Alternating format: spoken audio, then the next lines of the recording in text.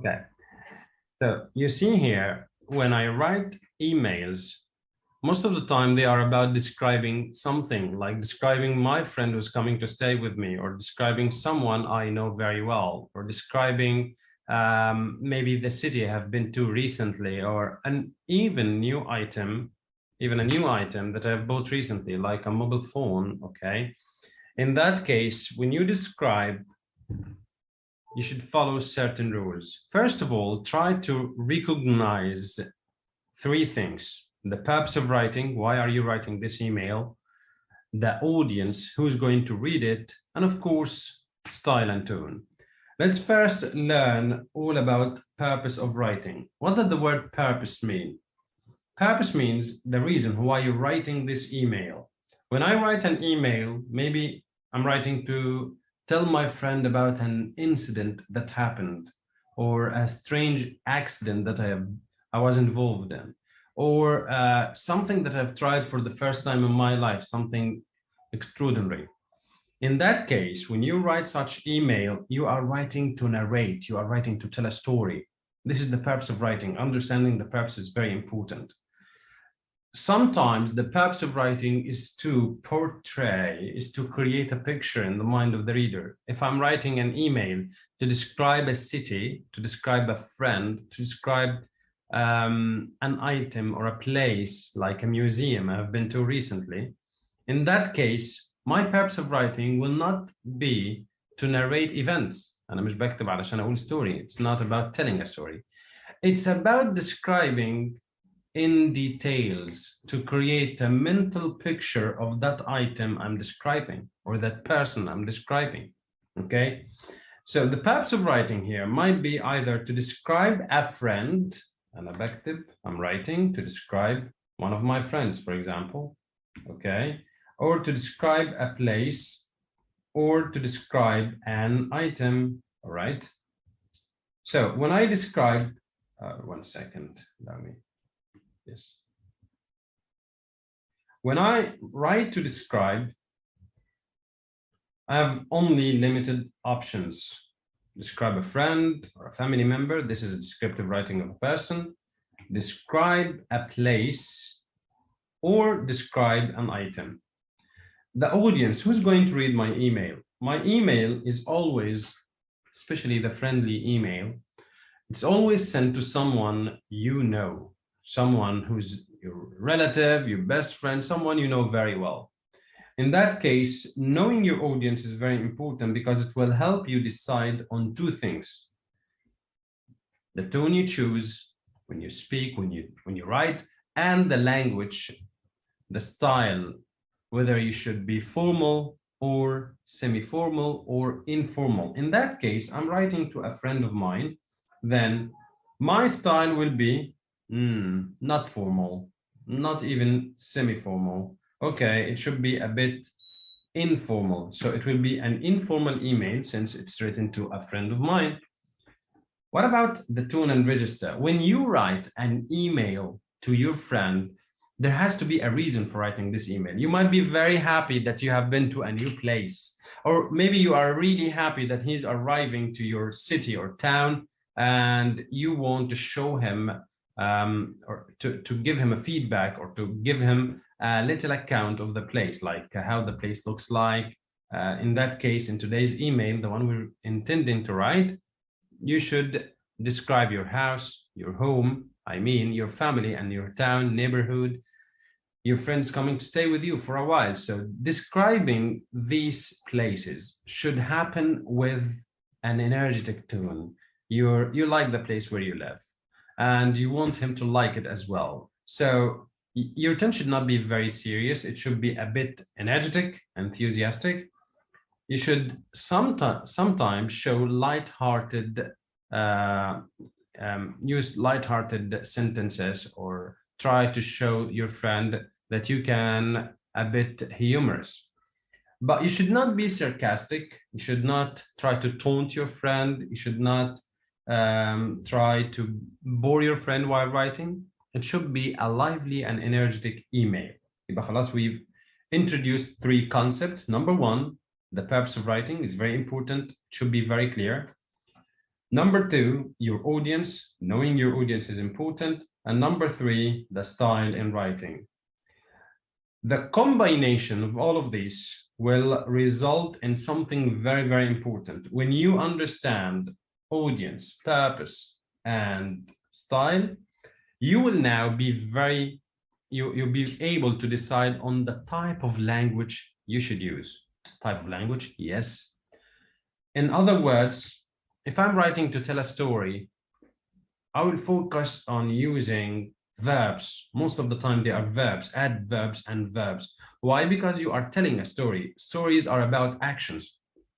When you try to tell me what happened, or about an accident that you were involved in, or about a ridiculous situation that happened in your birthday party, you will use more verbs than ever, along with adverbs, of course. When I try to describe a person, should I use verbs? Of course not. When I try to describe my house, should I use verbs? Definitely not. I will tend to use more adjectives. I will use more adjectives, particularly evocative adjectives. Let's write this word. Do you guys know the meaning of the word evocative?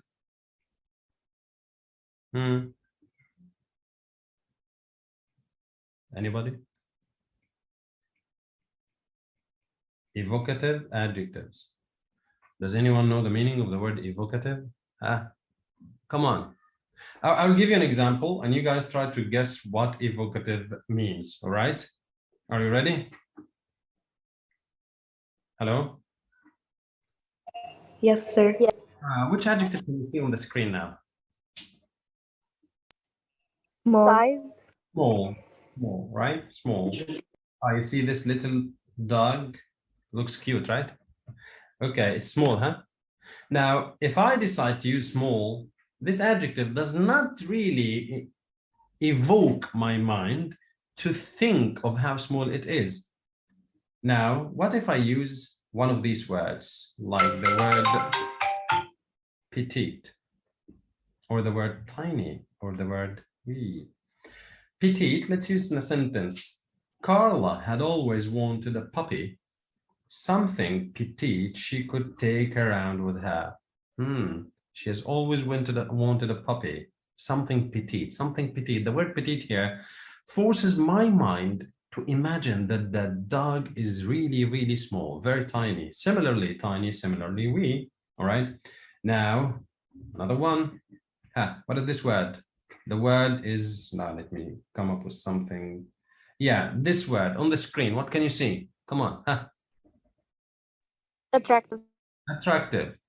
Attractive is not an evocative adjective. It's not something that inspires your mind to imagine deep meaning.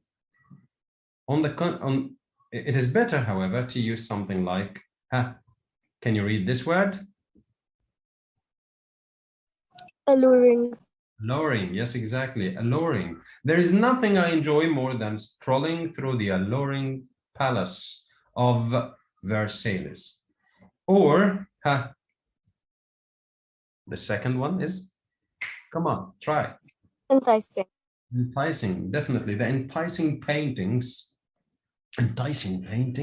they are not just any paintings, that they are paintings that would force you to be transfixed, to be mesmerized while looking at them. You will enjoy them very, very much. Or glamorous. So these are evocative adjectives. What does evocative adjectives mean? They are adjectives that inspire the reader to imagine deeper meaning. Okay, this is the type of language. Which language should I use when I write a descriptive email? Evocative adjectives. Okay, of course, most of your email will consist of evocative adjectives. These evocative adjectives will appeal to what we call the 5 senses. When I write evocative adjectives, I will write to describe anything that would appeal to the 5 senses. I'm describing my home, then I should describe the smell that I usually get when I try to greet my mom early in the morning while she's baking something. All right. Or maybe I can, I should describe the colors of the house, the weather, the feeling of the morning, or the breeze in the morning, describing things that appeal to the five senses. Five senses: hearing, sight, touch, smell, and taste. Now, this is an example exercise. Before we describe or explain how to write a descriptive email, let's see how the exercise or how the prompt would look like in the exam. Who's willing to read it? Umair, hello? Or maybe Hannah? Who's willing to read the question? It is in the purple box. Who wants to read it? Go ahead. Can you read it, Hannah? All right, read it, Judy, please.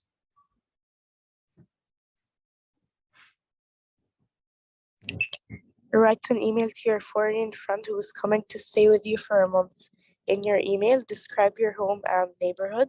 Describe your town and things you can do there. Describe your family. So in any email, whether it's an AQA email or a Cambridge email, you are always provided with 3 bullet points. After the prompt, the heading of the question, the 3 bullet points are there to give you guidelines. You see, the question always starts with write an email followed by the story behind this email. In your email, you should do 1, you should do 2, you should do 3. These are the bullet points. Similar to the given scenario here, there is a friend who's coming to stay. You should imagine yourself in the situation. And this is the first tip of the day. Number 1, impersonate or imagine yourself in the situation. Imagine as if he is a real friend. It doesn't have to be a real story. You don't have to have a friend who's coming to stay, but you can simply imagine it. Imagine that someone, his name is Max or Adam, for example, is coming from London. He's your friend and he lives in London. You've met each other maybe in a football match when you were watching a Liverpool match, for example. You've introduced yourselves, you've developed your friendship. Now he's coming to stay with you for a week, okay, or a month or whatever.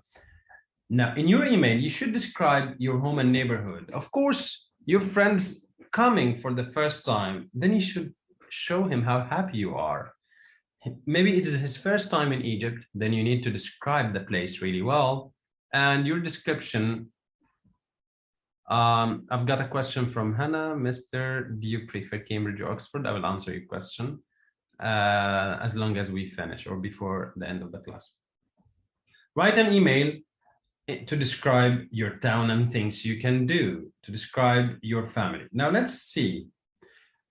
Few minutes ago, I taught you guys how to recognize the audience. Can you please help me? Read this email again, the question above. Read the question above and find the following. Who is the audience in this email? Can you tell me? Who's going to read this email? The friend. A friend. Okay, let's write it on the screen. A friend. And why should you write an email to your friend? What is the purpose of writing? Is it to tell a story? Is it to describe? Is it to ask for advice? Informant. No, the purpose, not the style. Right. To describe. Okay, so most of my email will spend, most of my word count will be invested in describing something or a lot of things. So the purpose is to describe. Okay. Now, the register. Should my email be informal, formal, or semi-formal? Informal. Informal. Informant. That is amazing. Now, I'm writing about my home. I'm writing about things I enjoy doing in my neighborhood. Should my tone be serious? Should it be energetic and enthusiastic? Should it be sarcastic? How should my tune be like? Huh? Enthusiastic and energetic. Energetic, exactly. What about the language I should use? Should I depend entirely on verbs and adverbs and focus on telling, describing the actions, or should I use more adjectives and describe things in details. More adjective. Particularly evocative adjectives. We've explained what evocative adjectives mean a few minutes ago, but I don't mind if I ask you, is there any other word that's better than the word interesting? More evocative word, huh? Interesting. Need something better than interesting. Come on, think. What might be a better adjective than interesting? Fascinating. Come again, please. Fascinating. Fascinating. Wow. Luring. Spectacular. Exactly. A lot of words. Perfect. Okay, now let's go to the next question. We will try to analyze this question as well. Help me, please. Now, who can read it?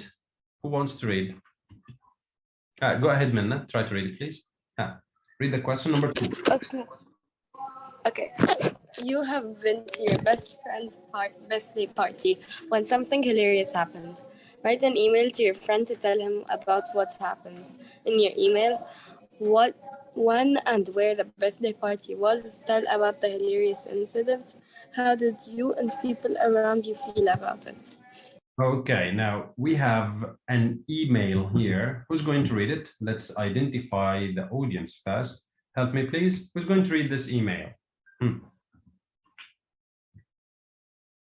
You're writing your email. Is it to a friend again? Your friend.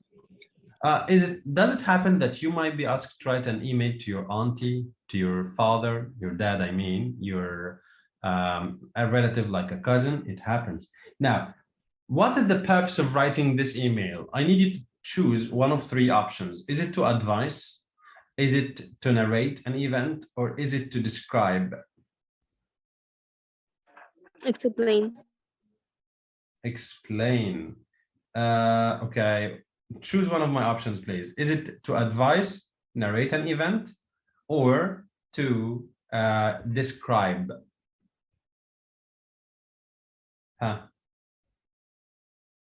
Should you give advice here that this email asks you to give an advice, to give a piece of advice, I'm sorry, or does it ask you to narrate an event? Narrate an event, okay. So the purpose is narrative, to narrate an event. It's a narrative email. Register, is it formal, semi-formal, informal? Informal. Definitely informal, no question. It's out of the question. What about the tone? Now you're writing about something hilarious. Should it be serious? Sarcastic. Maybe sarcastic. Enthusiastic. Humorous. And humorous. Exactly. Do you remember the list of tones we've introduced? It should be humorous and energetic or enthusiastic.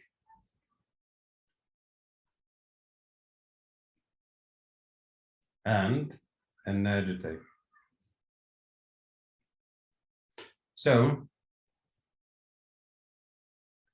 finally, the language.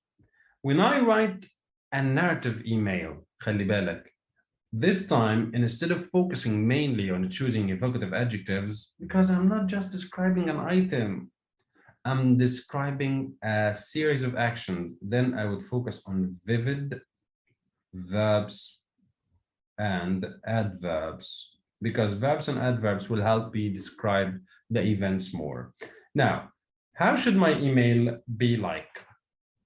First, you need to understand that emails have a very specific layout. They start with what we call the greetings. Greetings are opening remarks like hi, like hello, hey, or dear, followed by the name of the person who's going to read the email. And they should be informal greetings, similar to the ones shown on the screen. Ignore the names, please.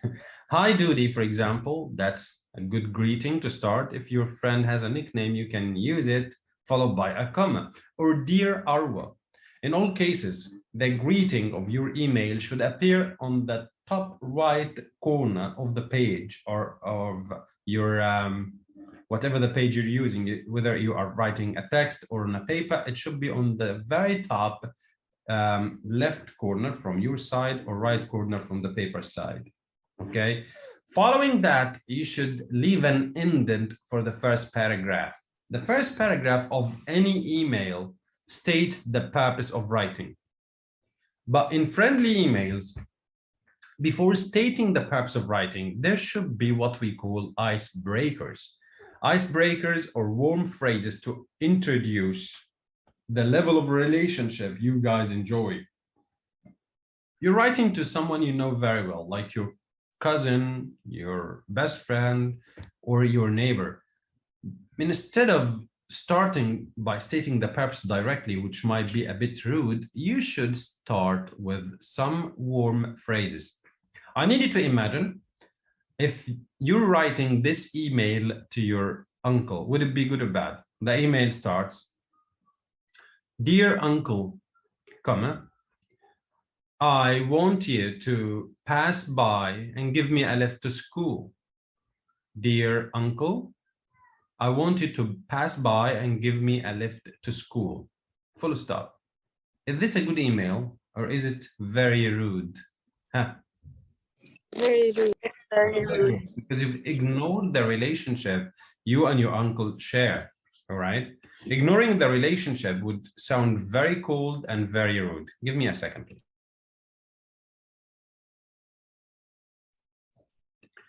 That's why it's important for you to start with very warm, short greetings, which we call the opening remarks. Check the example given on the screen. Minna, I've been meaning to write to you. You see the friend here started with "Dear Arwa." She's writing to her friend Arwa.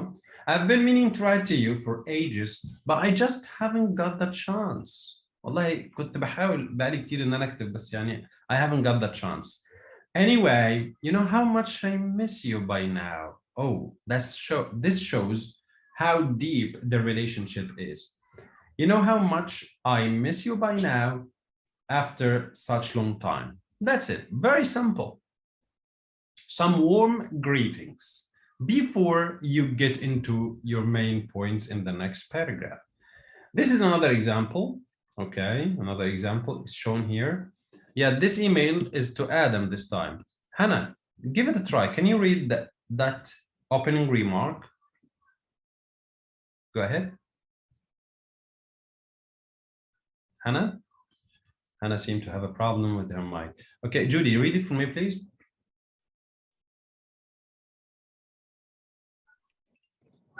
Dear Adam, how is your dog Max's broken leg? Hope it's getting better now. You have no idea how elated I was when I heard you're coming. Yay. Yeah. So here in this opening remark, he's asked about his friend's dog broken leg. This gives the reader an indication of how deep the relationship is. It shows that they are updated with each other's news, that he knows him and his favorite pet, maybe he then knows his family. He knows a lot of things about his friend since he knows the update of his favorite pet. Okay.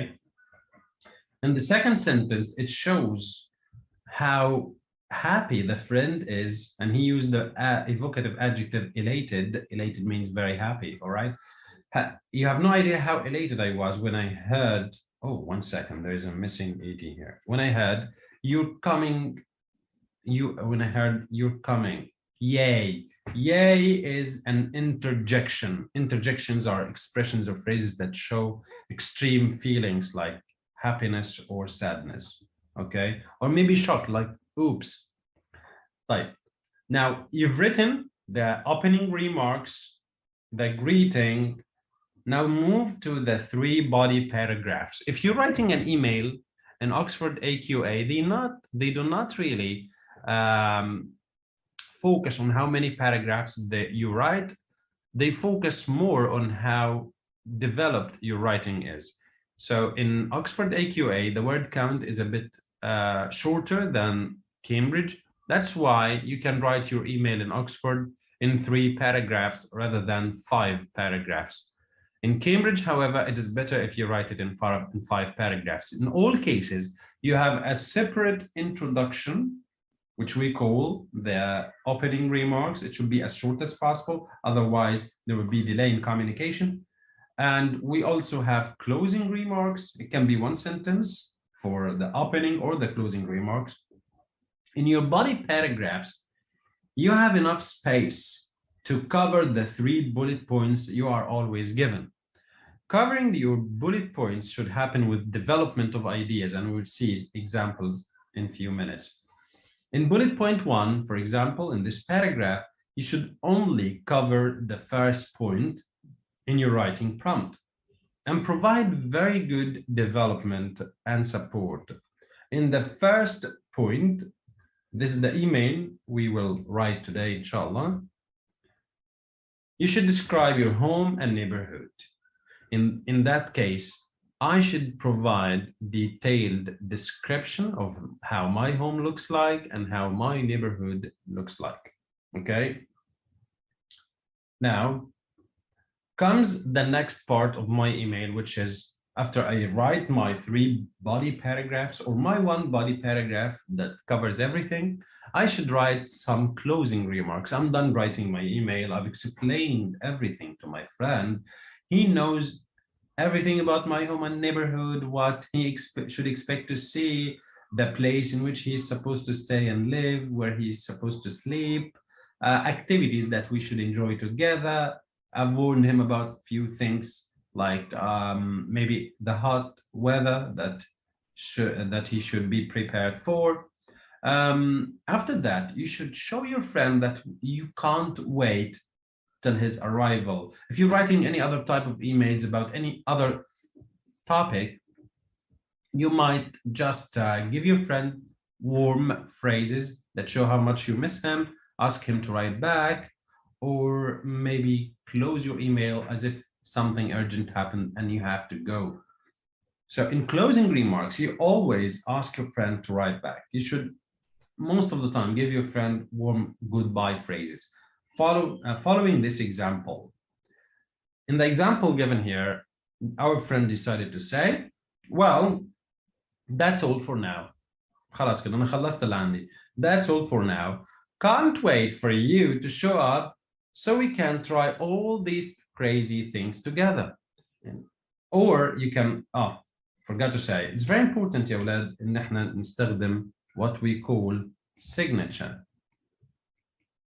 I will show you how to write your signature later, but the signature used here is love, Mary, and I need you to notice that Mary is written on the other line, not on the same line, on the next line.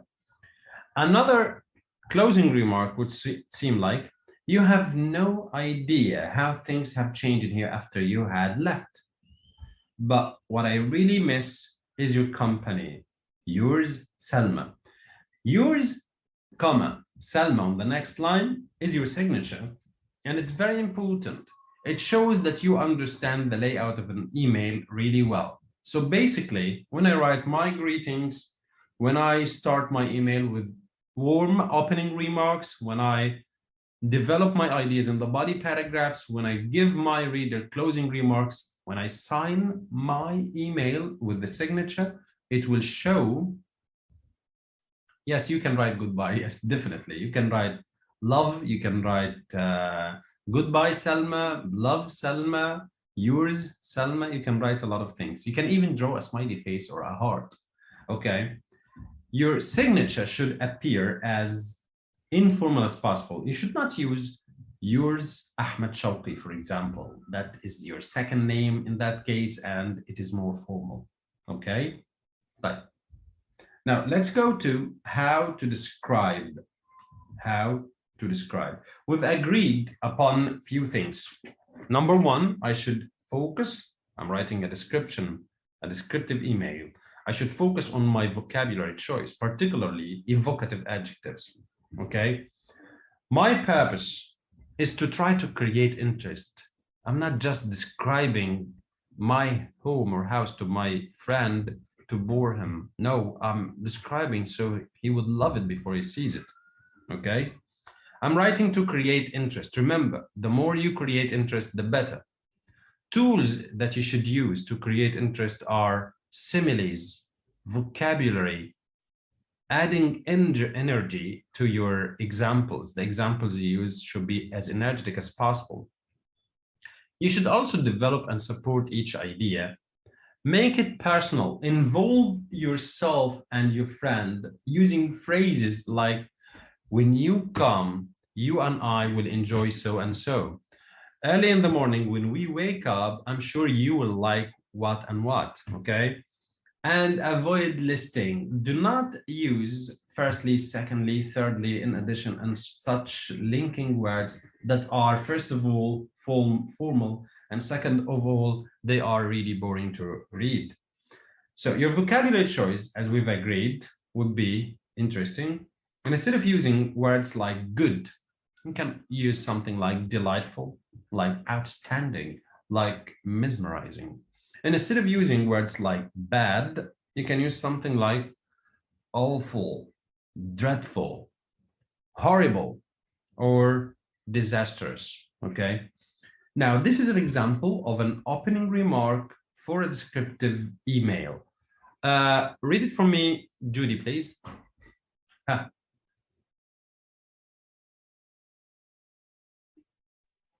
Go ahead. Dear Farida, how are you, girlie? I miss you to the moon and back. I know it had been a while ever since we last met, but just for the record, I tried many times to reach your always unavailable phone. Guess what? We finally moved to a new house. Okay, so here we finally moved to a new house. Here, the friend tried to use many tools to create interest.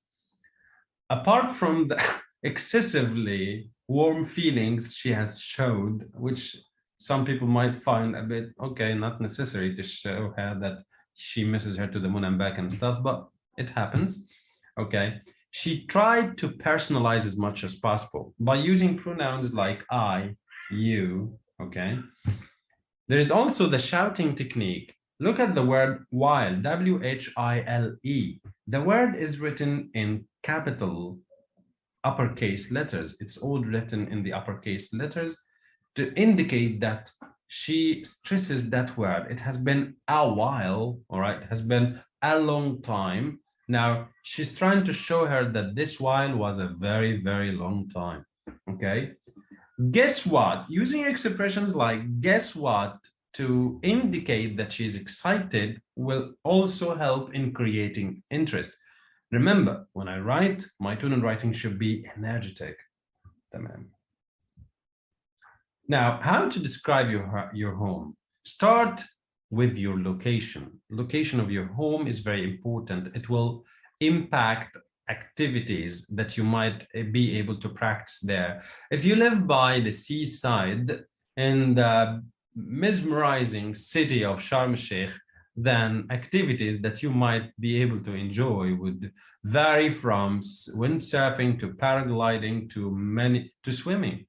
But if you live in the heart of Cairo, right next to Cairo Festival City, have you ever been to Cairo Festival, Yolad? Huh? Who has been to Cairo Festival? Oh, come on. It's a very famous mall, CFC, Cairo Festival.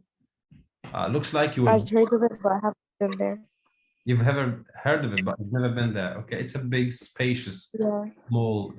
It's a city, not just a mall, actually. Okay, make sure you visit when you come to Egypt. All right. So if you live right in the heart of Cairo, next to a big mall, then the activities would be totally different. If you live in the countryside, in a big farm, all right, or in a bungalow surrounded by gardens from every direction, then maybe the activities you might enjoy there would be about sightseeing, horse riding, or butterfly chasing. Okay, so you should start with the location. And here are some useful phrases and vocabulary that will help you when you describe the location of your house. It's very important to start with something like, I live in a 3-bedroom villa right in the heart of Cairo. Okay, why should I specify the place? He's coming to stay with you. And you are writing. Remember the purpose. The purpose is to help him imagine.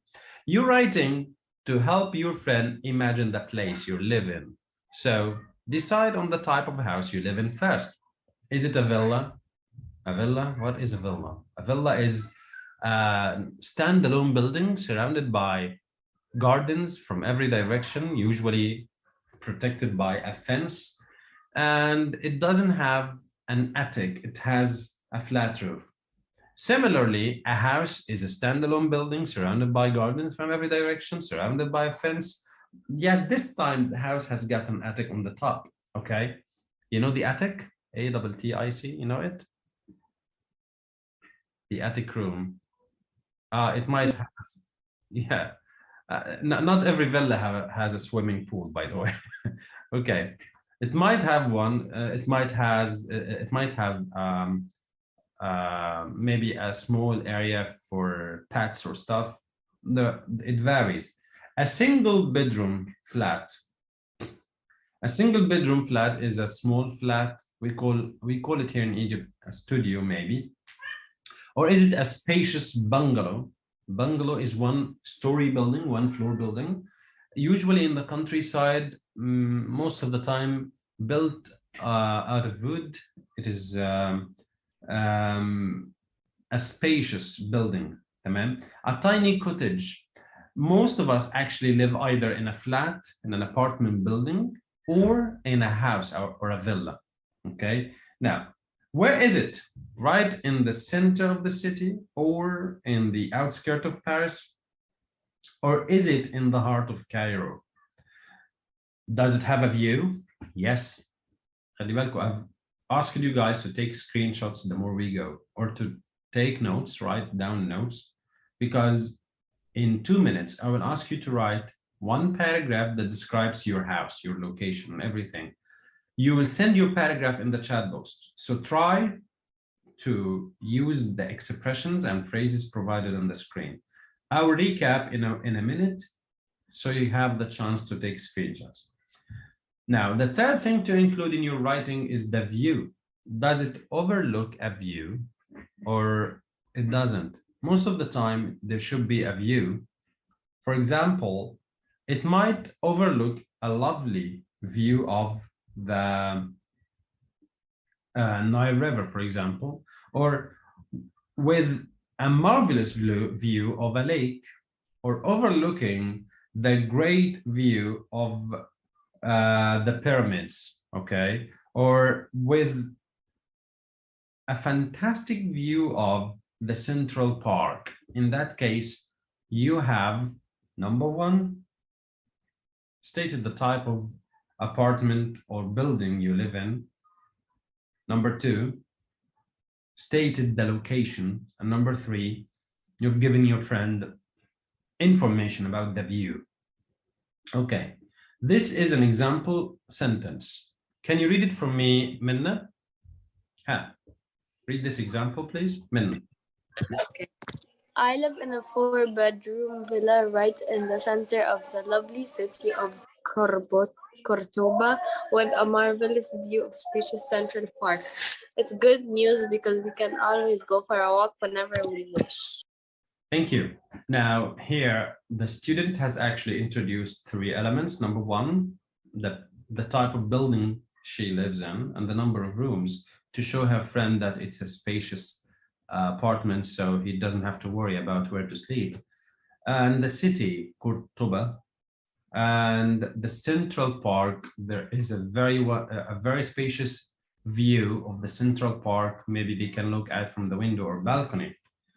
And she doesn't forget to develop her ideas.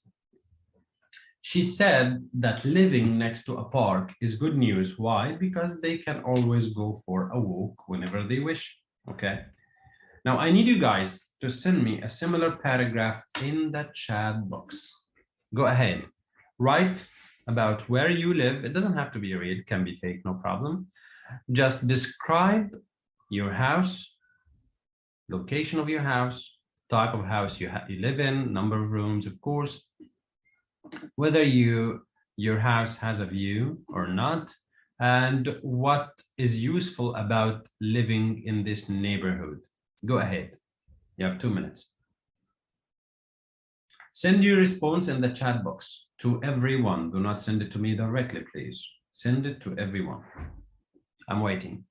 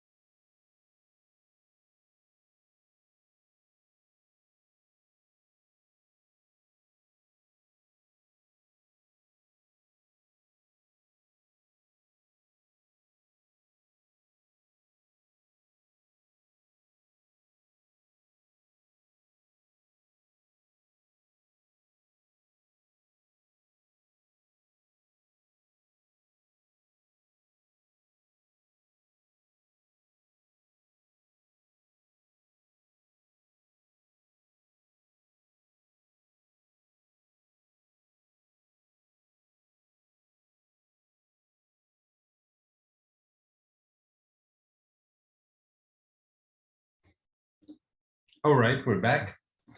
This is the first response by one of our friends. I live in a spacious townhouse with 2 floors. Now, the first mistake in this writing is the use of 2, okay? Why? Because 2 should not be in digits. It should be in letters. Now I'm going to press on it to fix it. All right, I live in a spacious townhouse with 2 floors and 3 bedrooms. 3 is the same mistake. You should avoid using digits when you write. It should be in letters. We still have another mistake here. The mistake is your sentence may be unclear and hard to follow. Consider rephrasing. What is suggested is, I live in a spacious townhouse with 2 floors and 3 bedrooms. With 2 floors, comma, 3 bedrooms instead, and a master bedroom. Now let's rewrite this sentence for clarity. Rewrite it. Main bedroom, not master. All right, and a main bedroom. Okay. Right should be, yeah, okay. Now let's go to the second sentence. Right next to it, we have a pool and a park where we can go, and also shops. Now, we can go do what? This is unclear. We can go maybe walking and swimming. All right. So in the and swimming. Now, let's remove two. End the sentence and start a new sentence. Okay. Now, shops, which is good news because, all right. Now, you can start your sentence with where I live. Where I live, there are tons of shops. Tons of shops. Where I live, there are many shops, or there are tons of shops. Okay, now we need to add a comma here. There are many shops, which is good news because if we ever want to go out, now let's remove out, to go for a walk, we can go there and explore. Tamam. Now your paragraph is fine, it is okay. I will try to send it in the chat box so you can check it out. Let me select it all. Copy. Okay, or maybe cut. It will be better. I'll send it to everyone in the chat box now, okay? I got that. Check out your paragraph. Who sent it in the first place? Mili come back at paragraph there. I guess it was Minna's, right? Hi, Minna. Are you there? Minna? Yes. Did you receive the revision of your paragraph? Yes. Check it out, please. Now, the second is, I live in a flat which consists of 2 bedrooms and a bathroom in each room. There is no need to state the obvious and show your friend that there are bathrooms or kitchen, as every house has it. Guess what? It is located in the center of the city, which is a great idea to walk around the mall and go. Walk and go, not going. Walk and go out with our friends. Very good job. That's Judy's. I live in a spacious bungalow right in the heart of Cairo. Bungalow, Cairo? Okay, which overlooks the lovely, mesmerizing view of the lake and nature. I love your introduction, or I love your paragraph describing your house, but it has to be logical. Something like maybe there is a bungalow, but in the outskirts of Cairo, not in the heart of Cairo.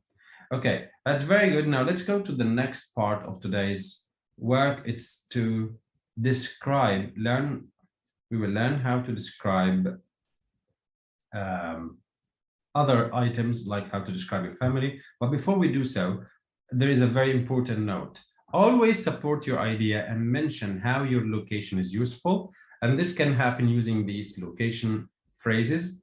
So you will never be at a loose end, or so we can go shopping whenever we like, or so we can easily walk to the tennis club, or so you can put your feet up, relax, and enjoy hearing the relentless sounds of the ocean waves. Describe living arrangement. It's very important to describe living arrangement. For example, I thought you might like to share my room with me. He's coming to stay, so you need to tell him where he's supposed to sleep, so we can listen to music together, though the guest room is always ready if you prefer. My room is on the other side of the house, away from my younger sisters. So bring those favorite CDs of yours and we can listen to them at full volume without having to worry about disturbing anyone. Don't state the obvious. Do not mention that your room has a bed and a window because this is obvious, and not mention that your house has bathrooms or kitchens. All right. When you describe your family, now you should avoid listing. You should not introduce your family in the form of a list. You love them, right? They should be introduced in a lovely way, naturally, without listing them as if you are counting items. My family consisted of 5 members: my father, my mother, my brother, my sister. That's listing. That's really boring. That's not the way you should be talking about your family members. They are your pride and joy. They are your flesh and blood. Then you love them, I suppose. It should be in this way. I have an older brother, Mark, and a sister called Maria, who is 2 years younger than me. Now, at least mention their names to personalize the situation. Or my sister Maria is 2 years younger than me and loves to sing at the top of her lungs or at the top of her voice whenever I'm trying to study. Don't worry, she's going to summer camp, so we won't see much of her, okay? Or you can talk about the entire family in general. We are a close-knit family, and I'm sure you remember mom and dad from the last birthday party, right? My grandpa, Akmal, lives with us, and he is a talented gardener and sculptor who would carve a wonderful statue of you. Now, this is an example of how you might talk about your family members. To naturally introduce your family members without listing, you should consider telling something very short about each and every one of them. Like, my dad, Ahmed, will be our partner in all of our crazy things. Now, he's your dad, he will be your partner. It is a very nice idea about a dad who shares crazy things with his sons or daughters. My dad is a computer nut, or my dad, Asim, is a big fan of Al Ahli Club. Okay. Now, you can also mention personal qualities, like my mom, Salma or Salwa, is a really genial and approachable person whom I'm sure you are going to like. In that case, you are doing two things. You are personalizing and creating interest at the same time. You can also mention few things about your sisters or brother, like you'll also meet my sister Arwa, who fancies herself as a linguist. Okay, she's an expert in the language. So it would be very beneficial for you to practice your Arabic with her. Okay, and the list goes on and on with a lot of phrases and a lot of expressions that you can use when you talk about your family. Now, I've summarized them in few bullet points. When you describe your family, you can tell whether this family member, he or she, is easy to talk to or always interested in other people's point of view, or whether he or she is a workaholic, meaning he always likes to work hard, spends most of the time at his business, or you can't or you don't see much of him or her, or he or she is always disturbing, always annoying, always nuisance. Or maybe he or she is a big fan of reading, he's a bookworm, an avid reader, or maybe he or she is a hard-working person who is always kept in her room doing something, or maybe they are, or he is, or she is a little timid and shy. In that case, you can say that they are withdrawn, but try not to be that negative when you talk about your family members. But just be realistic. When you try to describe things that you can do together or your hobbies or activities, try not to exaggerate. You can use something like this. You don't need to worry about what to do when bored, as I have a crazy bucket list for us to check. Okay, you know the bucket list concept? You know, when you have a list of things that you need to try at least once before you die. There is a fantastic 3D cinema right next to where I live, and the latest Marvel film is now on show. Yay. Okay. Now, how to write the conclusion? It's very simple. What you need to do is to show some warm closing remarks, something like, anyway, I hope this gives you some idea about us here. I really can't wait till you arrive safe and sound. And don't forget to sign your email. Yours, Adam, by Karma or Love Coca. Okay. Any questions? Now you have time to ask questions before I ask you guys to write this email. I'll take you back to the email now. The question is here on the screen. This is the question.